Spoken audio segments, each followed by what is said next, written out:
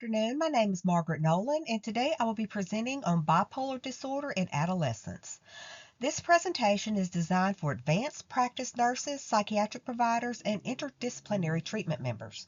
We will review diagnostic criteria, developmental considerations, evidence-based treatment strategies, and outcome evaluations specific for adolescent population.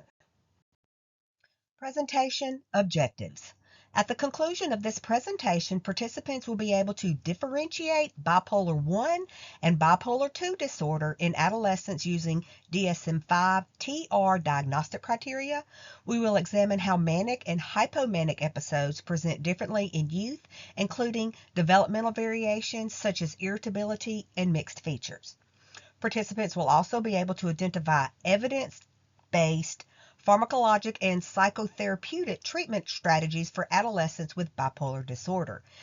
This includes first-line mood stabilizers, second-generation antipsychotics, and structured psychotherapy such as family-focused therapy and cognitive behavioral therapy. Finally, participants will be able to evaluate treatment effectiveness using standardized rating scales and functional outcome measures. We will review tools such as the Young Mania Rating Scale and Children's Depression Rating Scale Revised, as well as broader indicators including school performance, suicide risk monitoring, and long-term relapse prevention.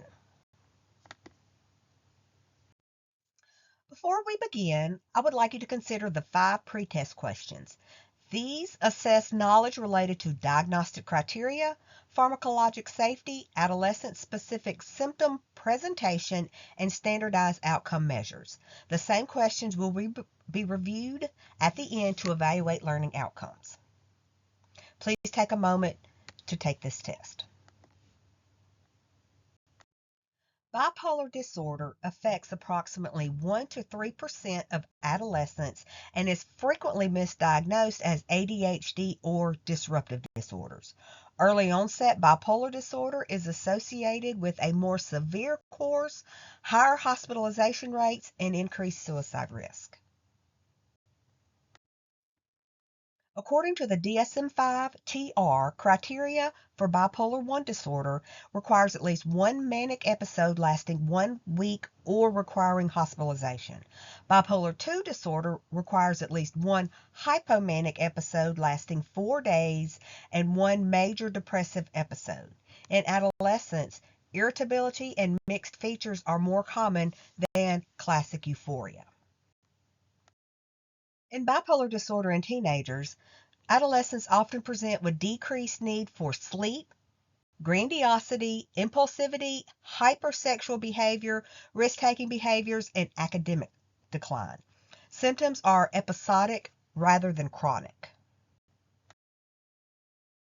Bipolar disorder must be differentiated from attention deficit hyperactivity disorder, disruptive mood dysregulation disorder, major depressive disorder, and substance use disorders. ADHD symptoms are chronic while bipolar symptoms are episodic.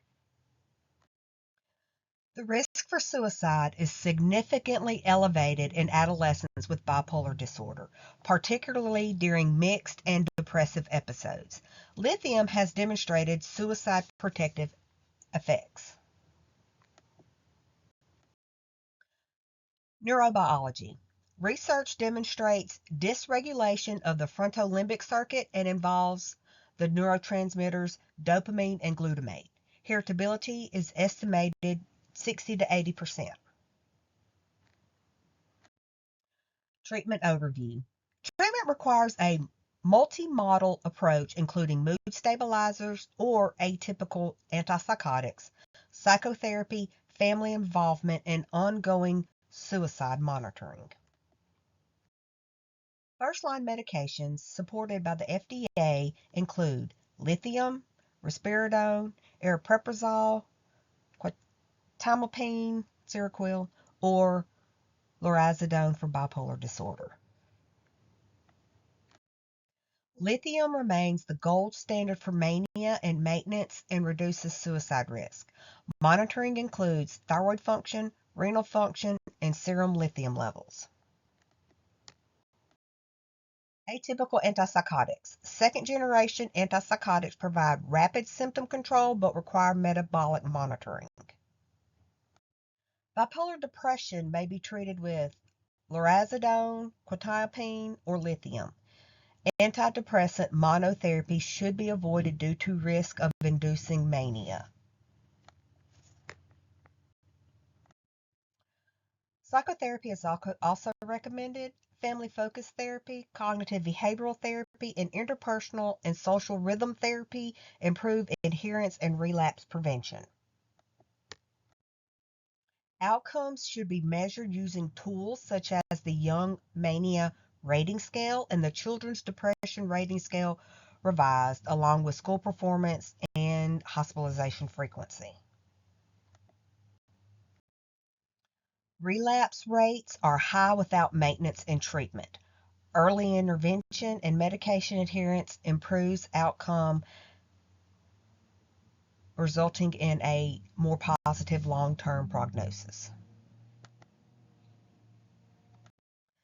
Okay, please take a minute to take these post-test real quick and see if you can answer the questions from this presentation. I will go over the answers in the next slide. Okay, answers to the questions. Mania lasts at least 1 week and causes marked impairment. Hypomania lasts 4 days without marked impairment. Lithium reduces suicide risk. Antidepressant monotherapy may induce mania. That's why you always do not want to give an antidepressant unopposed. Irritability is more common in adolescents, and the Young Mania Rating Scale is used to assess manic symptoms. Here's a list of references that I used to complete this presentation.